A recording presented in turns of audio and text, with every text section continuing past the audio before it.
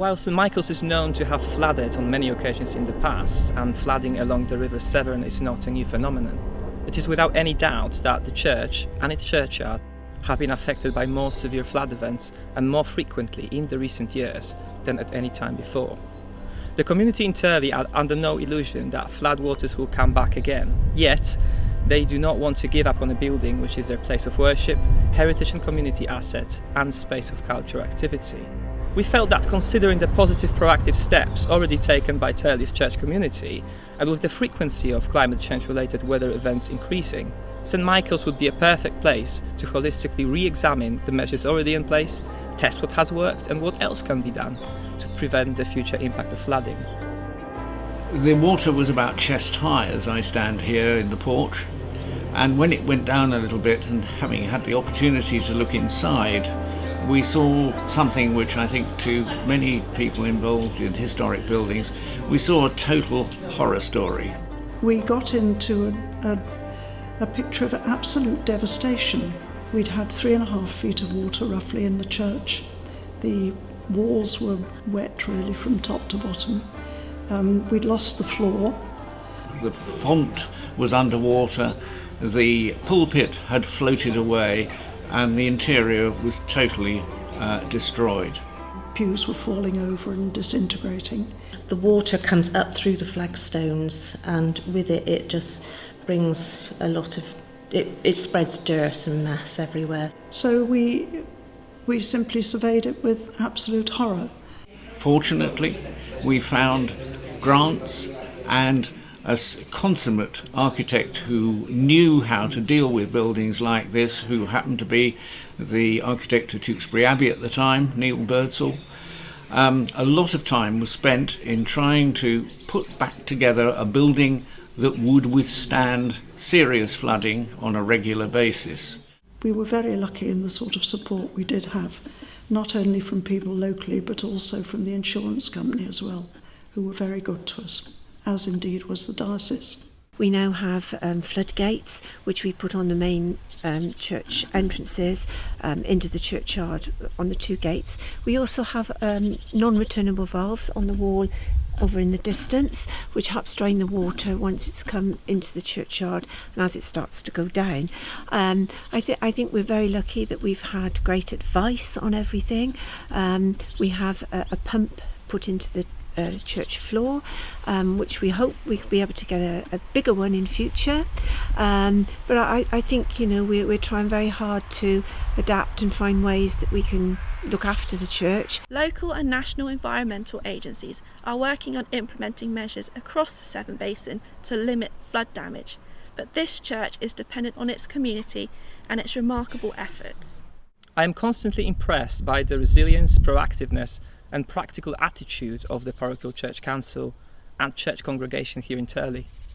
The reality of flooding and its disastrous consequences have become a part of their lives. Just generally trying to form a pattern each year of how we're going to cope with it. I think resilience and optimism have to play a great part in this. We have to protect the church for future generations, adapt it. Sometimes with a lot of heartache we have to think, oh well, we'd like this, but actually we'll have to go with this because the insurance company advised this, and it would make more sense for the future if we can look after what we've got and protect it as best we can. Probably twice a year there's flooding. I'm really amazed at people's fortitude during these times of flooding.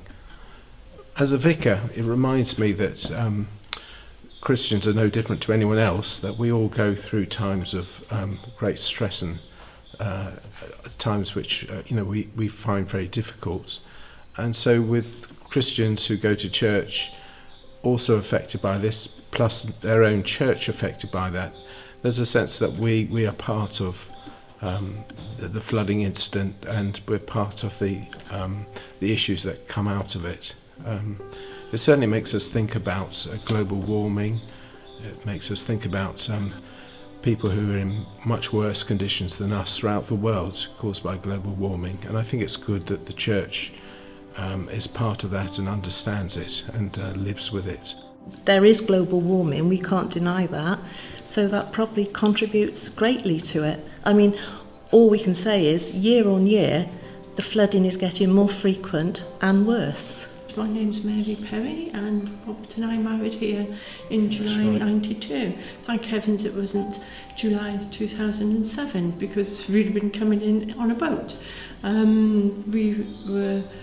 I was christened here, and we were both confirmed here. I was confirmed here and we And married we were here. both married here. My father was a church warden here for 42 years, and grown up coming down here, cleaning the church, doing the flowers all throughout the year, and watching flood levels come and go. And as you can see on the chancel arch where the flood levels came to, we thought 1947 would be the highest. It was really talked about. Parents saying, oh, it would never get higher, but it did. The flood protection measures introduced after the 2007 flood have made a real difference and speak of the efforts of the congregation to keep the floodwaters at bay. We are looking, with the church community, to come up with new solutions that can be used on other churches at risk of flooding too. The first step is to get a survey that will look to highlight areas in the church at risk from flood and those areas and materials susceptible to damage, as well as flag potential mitigation and prevention recommendations. We are used to looking for signs of the rising of the river and coming down and lifting all the furniture. Because if you leave it too long, you can't get down the road to get to the church. Yeah, That's so the problem. we have to do it quite quickly. Do it very quickly, come over the fields at the back in our ways, and quite prepared to do this. So as quickly as we can, we've got it off to a fine art now. There is always something to be gained out of it, and after the one flood where we lost all the pews in the church, we were able to purchase just some normal chairs, which we were able to move around. We can have them in all sorts of different areas, we can have all sorts of different events going on, and we've been able to, we feel, bring the church into the 21st century and make it fit for purpose as it continues on to be a place where we can glorify God. I think in general this is a well-loved building. The villagers may not be able to come to church every week, but they do love to come and see it well kept, and it's a labour of love, and I think that's the most important thing. There is so much love in the village for the church and in the local families that have known it all their lives. Many lessons have already been learnt at St Michael's Tirley, but there is a lot more to learn here, and this knowledge of how to live with flooding and how to get a church's doors back open after such an event is very educational and inspirational.